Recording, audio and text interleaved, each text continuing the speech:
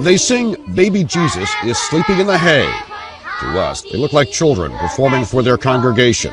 But to the Chinese authorities, they are criminals. Because this is an underground house church, so called because they meet without state approval.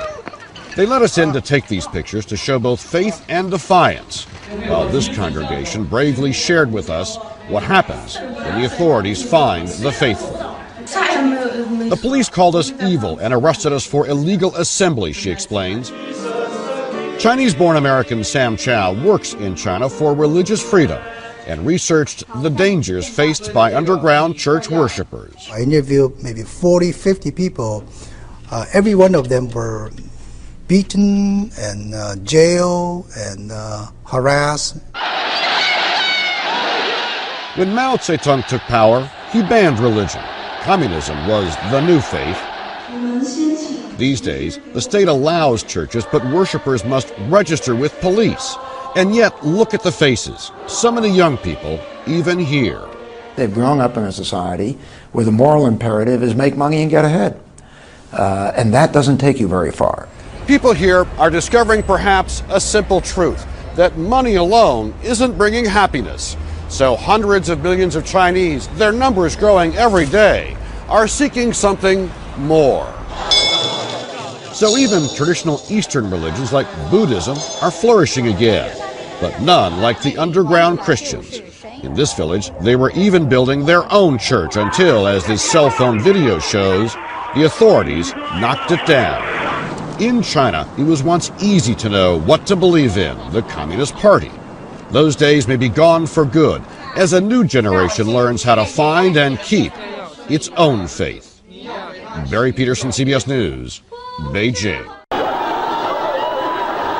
Extraordinary scenes of defiance in the middle of the night.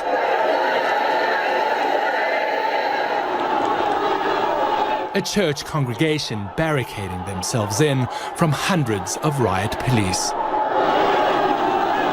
It's happening in Wenzhou, known as the Jerusalem of China, where for months the government has demolished scores of churches and torn down hundreds of crosses. What the government here is doing is so barbaric. Today we've seen the fundamental symbol of our faith violated, and it hurts us deep inside our hearts. Zhang Kai is a respected church leader in Wenzhou. He says the faithful now live in fear. In this amateur video obtained by CNN and in the Salvation Church security camera footage, police brutally beat the faithful and drag them away. Still, Christians here aren't backing down.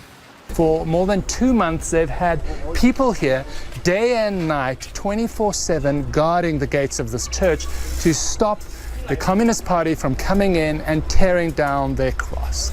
I'm going to hold the cross in my arms and protect it, says this man. We didn't steal, we didn't rob, we didn't take drugs. What did we do? Through state media, local authorities say they are targeting all illegal structures. But party documents show that churches are a focus. Church leaders say their crime was to become too numerous, too intimidating for a party long suspicious of the faithful. Recent research shows that there could soon be more Christians than Communist Party members.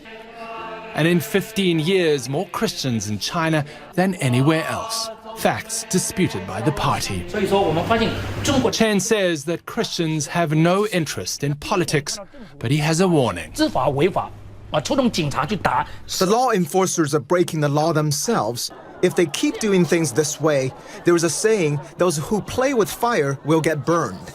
After violent clashes, Salvation Church members pushed back the police, but they came back with reinforcements several weeks later and stripped the church of its cross. Still, the devout say they won't stop believing here because their faith is too strong.